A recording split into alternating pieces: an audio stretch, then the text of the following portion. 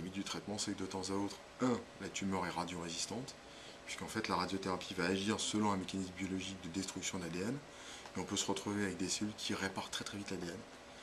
Il y a un exemple expérimental qui est certains souris, certains rongeurs du Sahara qui se sont retrouvés avec des doses gigantesques dues aux expérimentations atomiques françaises dans le Sahara, et on s'est retrouvé avec des petits insectes ou des petits rongeurs qui n'ont pas été détruits par le souffle et la chaleur d'explosion, mais qui ont été exposés à des doses de radiation ionisante colossales et qui s'en portent très bien.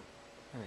Donc il y a des tumeurs qui sont résistantes. On peut citer le mélanome, le cancer du rein, qui sont des tumeurs radiorésistantes. Donc premièrement, radiorésistance intrinsèque de la tumeur. Deuxièmement, l'endroit, la tumeur est tellement grosse que je ne peux pas l'irradier sans irradier tous les tissus sains autour. Et à ce moment-là, je détruis le patient si j'irradie tout, j'irradie pas. Quand une tumeur est radiorésistante, s'il y a qu'une partie des cellules qui sont radiorésistantes et que par le traitement on supprime la partie radiosensible, au final on va se retrouver avec des cellules radiorésistantes qui vont se multiplier entre elles et qui vont recoloniser toute la tumeur.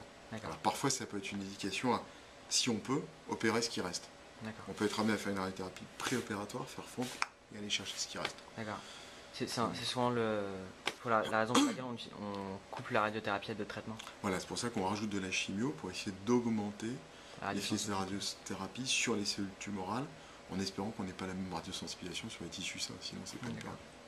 Et on peut être amené aussi à l'associer avec de la chirurgie pour justement retirer ce qui reste comme cellules radiorésistantes.